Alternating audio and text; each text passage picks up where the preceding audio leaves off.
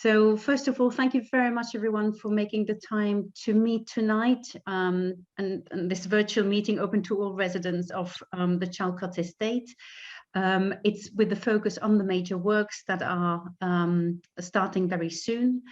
I just thought I'd give you a bit of an overview what we're touching upon tonight. I will give you an overview on the broad timelines for both projects. We will then focus on Blashford Tower, on the design phase, to give you an update on progress, priorities and next steps, but also the virtual meeting with John Graham Construction, as I just mentioned, will be happening. And I just want to make sure that we have a dedicated meeting there as well. We then move to Bray, Burnham, Dorney and Taplow Towers update. I will give you an overview on the programme update, and we will be sharing with you the approach to the works. As we said all along, once we have the contractor in place, we'll be able to share with you the how, and it will be on both. It will be the approach to accessing the external building envelope, and also in principle how we intend to approach the works inside each home.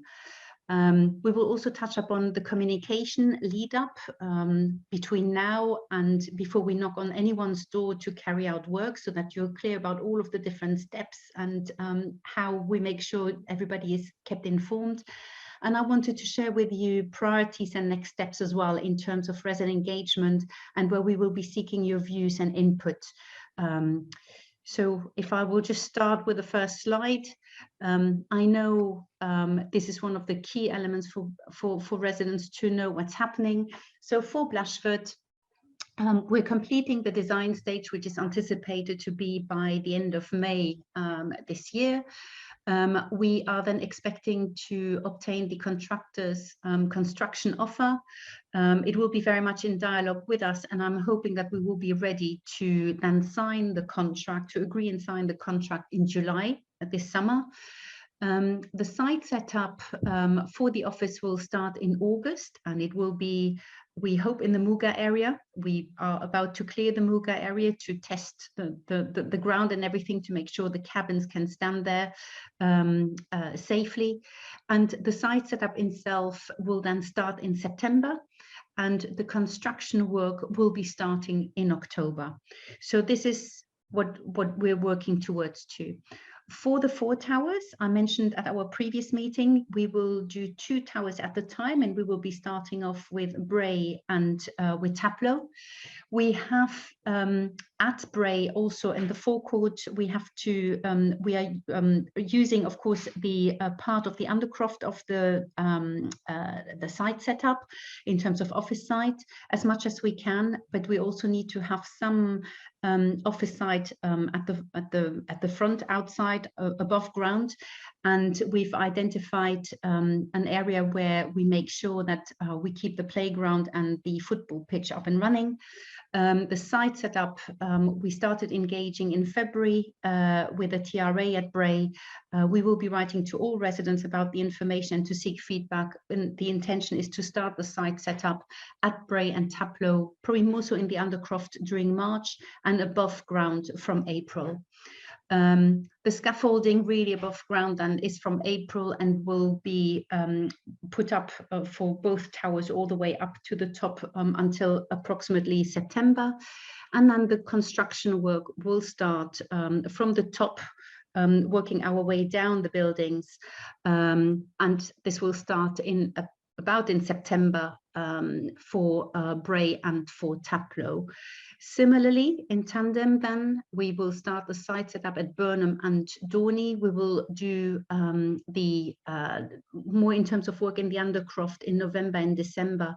And above ground, we don't want to do this at Christmas or before Christmas. We will wait until the new year to have the scaffolding going up above ground. And again, the construction work will then start in June. These are broad timelines. We're working out details also in terms of making sure we understand residents' needs, requirements once we meet with each resident, and then we will have a detailed program. But I just felt it was important to share with you broadly what the timelines will look like. For Blashford, Specifically, where are we? You can see this is the same slide we've done now for the last few sessions, and you can see the blue line moving more and more towards the right.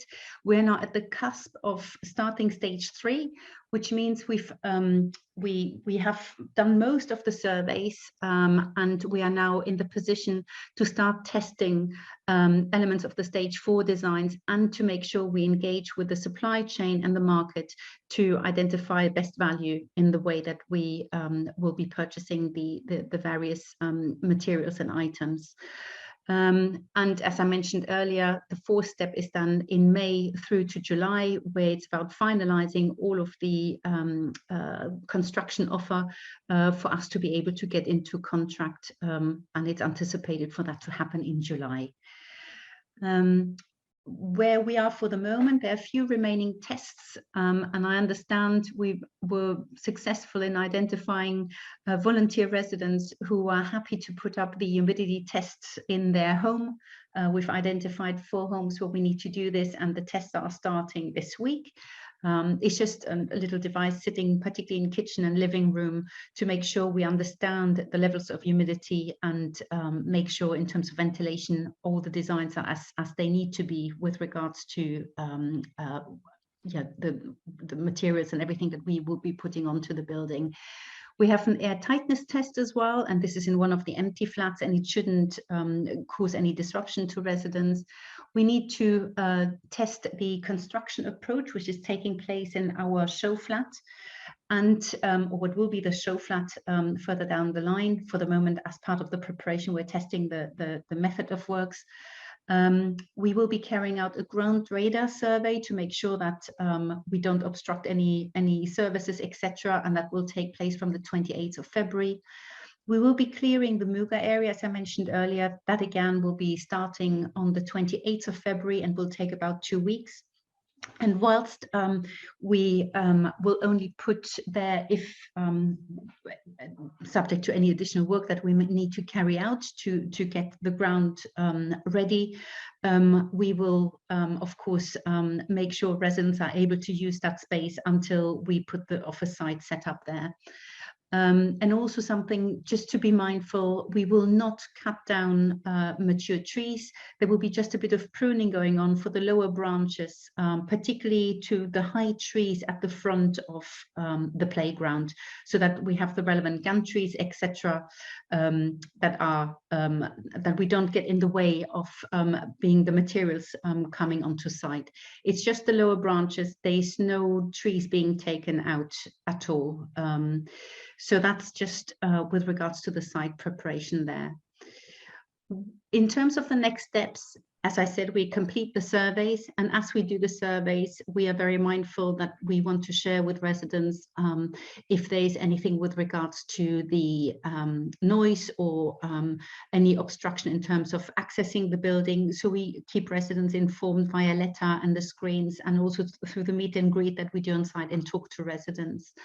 We're finalizing and agreeing a few key aspects. As I mentioned, it's the REBA Stage 4 designs, the detailed designs in readiness for the construction phase, the facade access method, the site setup, the gas supply decision. We're almost there. We just need a final piece of work for this one, and the design for the resident respite facility.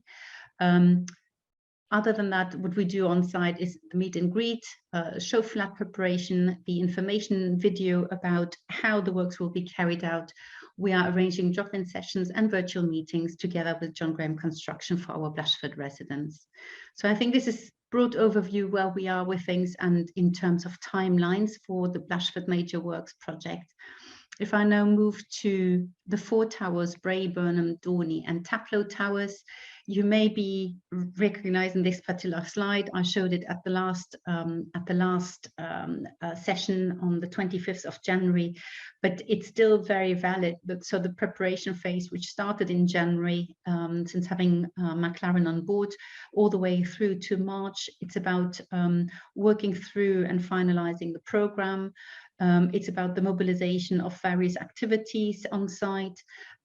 It's about the material purchase, devising key processes between us as a wider team, how we work together, site setup plans and the method of works to work them through in principle, but then of course to fine tune it in terms of once we get to know the requirements in each home.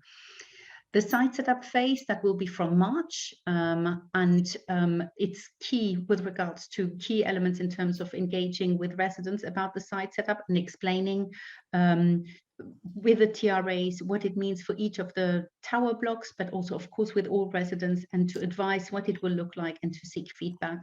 Same for the office site, same for the show flat, the respite area, and the scaffold setup for the 2 towers, where the hoarding is, etc. All that will be talked through. And we've started engaging already, particularly with Bray and Taplow. As you know, the construction phase starting from the summer, it's including the roof replacement, the BMU installation, the undercroft installation, window replacement, the radiator replacement in lounge and bedrooms, and the cladding installation. The next slide will give you a little bit of an overview on why scaffolding is the best solution for the 4 towers. And if I may, I hand over to Steve to just talk you through the key principles, why for the 4 towers the scaffolding is the chosen access. We hope not to, but there are good reasons why this is the best solution. Stephen, do you want to come in? Yeah, thanks, Astrid. Yeah, just talk you through and say the why we've gone down the scaffolding route. I know that there were other options, i.e. mast riders, but we felt that the way that we were going to deliver the project, more so externally, is that obviously the first box, there is multiple work locations available. With mast riders, you know, we have limited elevation, or not elevation, floors that we can work on. We only can work on 1 floor at any time with the mast rider. With scaffolds, it allows us to work on multiple work locations around the building, and it allows us to speed up works. And I think that one of the things I think you will hope is that we can get the scaffolding up as quickly as possible and get the scaffolding down as quickly as possible. And I think that utilising that method of access will assist in expediting the work a lot quicker, and you will see the benefits of that. Just moving on to the COVID social distancing. Obviously, COVID is very upmost in people's minds at the moment. Or the restrictions are going to be dropped at the end of this week, but there are still people out there that are concerned about COVID and social distancing. Again, with the multiple work locations that we can have while the scaffold is up, it allows our staff and operatives on the face of the building to maintain that social distancing, because also it affects the operatives as well as the residents. Again, I've mentioned that in the first box with regards to potential shorter durations due to more available work locations. So yes, I mean, we can work, I mean, in essence, we could work on 22 floors on all elevations of your building, because that's the access that will be available to us. So again, you know, that's down to our site team, how we manage that. But I think that will show, you will see the benefit of us working in multiple work locations. Just moving down to wind and weather protected. Let's say mast riders can only work up to a certain wind speed. As a prime example, you know, we've had some high winds this last week. We've also, you know, high-rise blocks that, you know, they have wind vortexes that go around them. We're protected with that with scaffold. So again, we won't have so much downtime when we're carrying out works to the face of your building. And also how we can minimise disruption, how you can help. Well, one of the things that the most important thing for us is we need to gain access into your homes, because one of the things that, to assist the scaffolding coming down and to expedite the works efficiently, is that the windows need to be installed initially in a sequential manner. If we can't get into your home, we won't be able to carry out the works, and the scaffolding won't be able to be dropped as quickly as what we'd like it to. So really what we would ask, and I know we're asking something of you that is probably not out of the norm, is that we would ask if we request access into your home, if we could have that, we'll be very grateful, because it will assist us in expediting the works and completing the work as quickly as possible. Also, as well, just as a generic statement, is that, you know, we're not going to say here we're going to get everything right, we're going to get everything 100% right, and we're going to be the perfect contractor, because things will happen. If things happen that you're not happy about, or you see something that you're not happy about, please let us know so we can do something about it. Because I say that we don't want to be seen as just the contractor. We see ourselves as part of the community for the next 2 years, and we want to act and behave and carry out the works in the most efficient and user-friendly method as possible. I think that's that slide, Astrid. Thank you very much. I see there hands being raised. Is it okay if we do that as part of the question and answer? I have not forgotten. I can see, yeah, I can see both hands. I will certainly come back to both of you if that's okay. We just do the presentation and we'll come back to you. Thanks. Stephen, Okay. back to you. Yeah, to say that the most important thing is getting engaging with you and letting you know what's happening, how we want to get into your homes, when we need to get into your homes. To say that we issue newsletters. We want to utilise the electronic notice boards that are in the ground floor foyers. We've also said that the first letter that we send out to you, this is in addition, because I understand you would have had an introductory letter, which I hope you have seen, that's come from McLaren, just giving you a brief introduction to what is happening. But before we start works in your home, we will send out a first letter explaining that what works we anticipate carrying in your home, and we'll also give you an idea of what the resident discussions and protocols will be up to and including when we start works in your home. We have a 10-stage process to keep you updated on access requirements, so we'll always keep you in the loop and let you know what's going on. We won't just knock on your door one day and say, right, we'd like to start work. We've got so a 10-stage process. Let me just call it up and say that we've got to notice individual resident phone calls, we've got drop-in centres, we've got 14-day notice, a month's notice. We'll have 48 hours notice letters. There'll be continuous communications with you to ensure that you're aware of when we want to get in your home, and also give you the opportunity to ask any questions that you may have regarding either the works that are happening externally or the works that are going to be happening into your homes. I mean, we're also going to be looking at there's a lot of people that work, so we're offering out of hours appointments. We're offering sort of like Saturday appointments maybe once a month. These sort of things will be confirmed and will be included in newsletters as the works progress. So as part of our access, and when we get into your properties, what we want to be doing is we want to carry out pre-surveys, so we understand that when we go into your property, that we know what is in there, what works we need to be carried out in your home. There is also choices that you have with regards heating, with regards also the blinds and curtains. I think Astrid has made all residents aware of some assistance with the curtains and the blinds. We also need to carry out condition surveys, because when we go into the property, we want to make sure that when we go in that property, we want to leave it in the same condition as when we come out of it.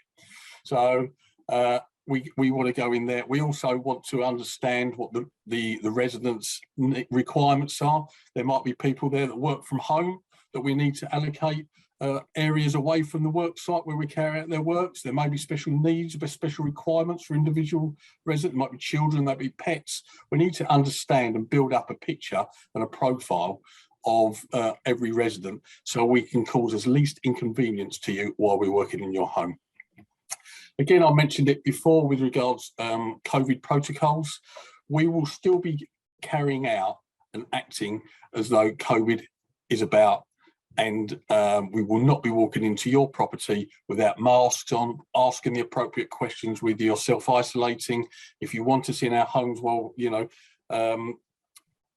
we will, again with us, that we will make sure that our guys are tested. And so the guys that come into your property, you'll be happy and feel safe when we're working in your property. Let's moving down to the last one, the works.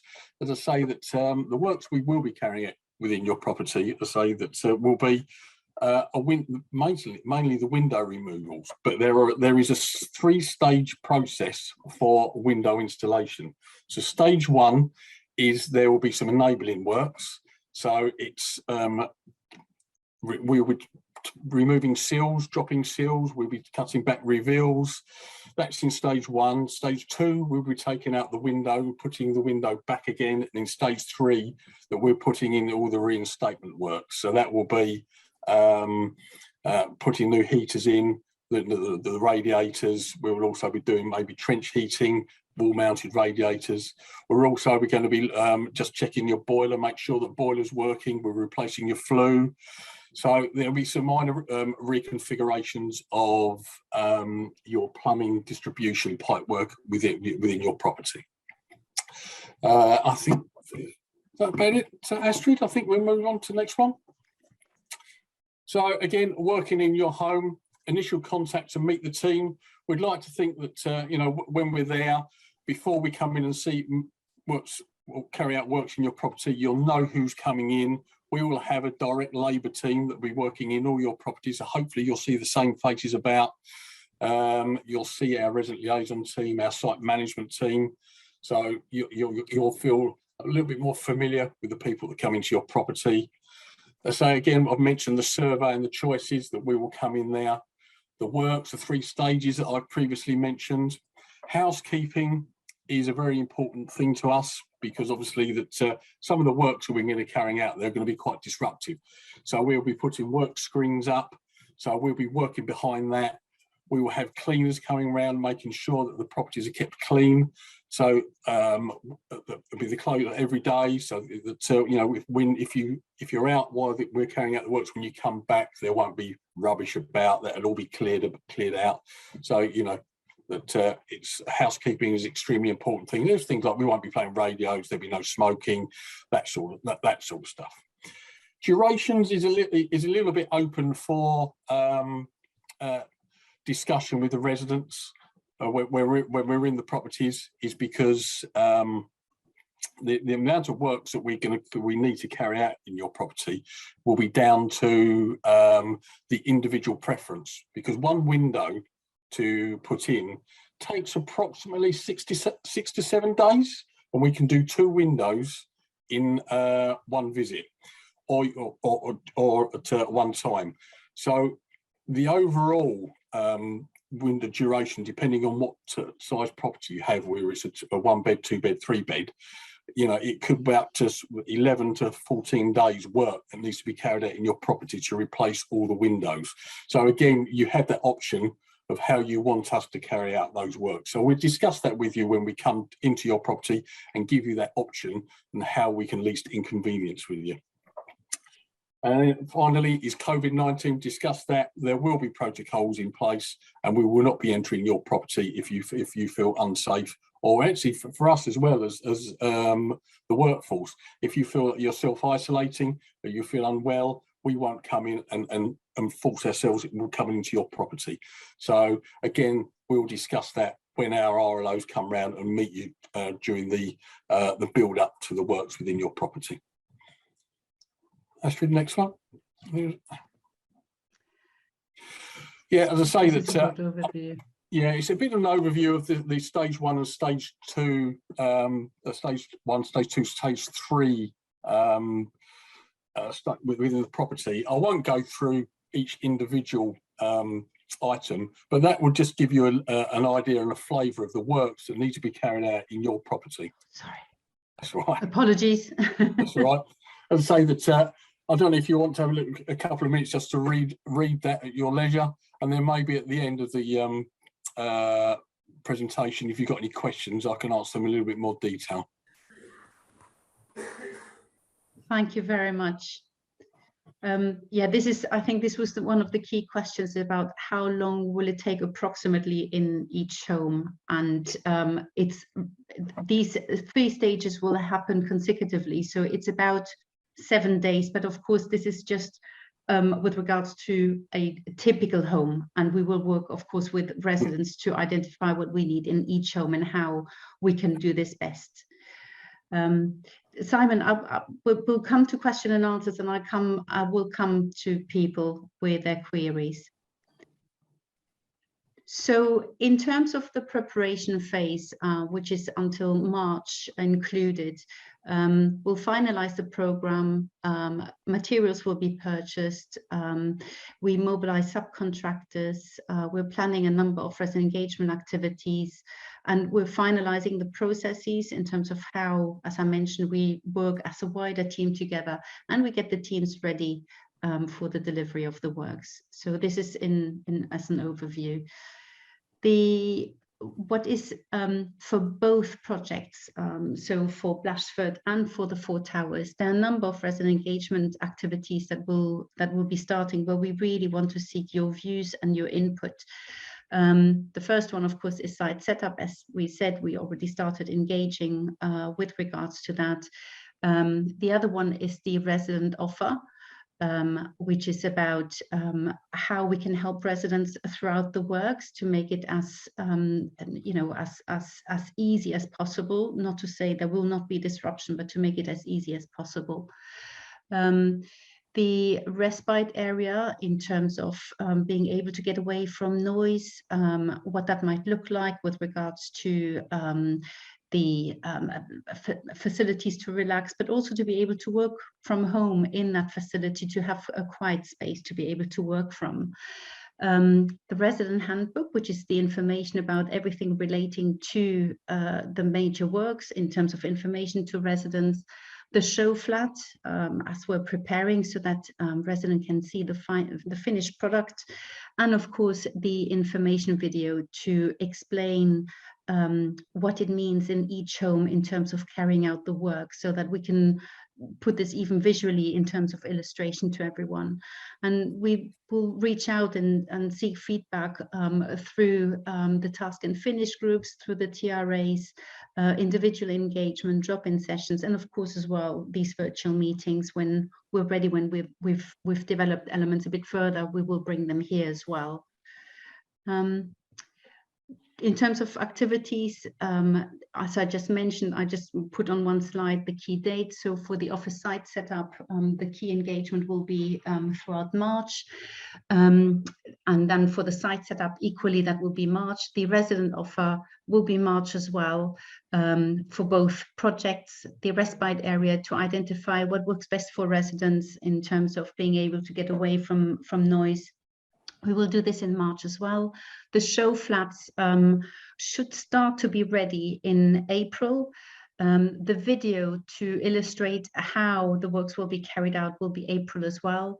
We're hoping for the resident handbook to be ready in April, but of course we seek views, making sure that it addresses all of the questions and everything that residents may need throughout the works in terms of information.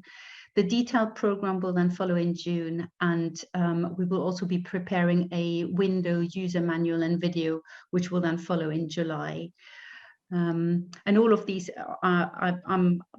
we absolutely proactively want to seek resident feedback so that we get this right, so that it is the useful information, etc., that we require and that you require especially. Before we go into questions and answers, just in terms of the next major works meetup, you will see there's a theme in terms of bringing back some of the elements that we will be working through with residents.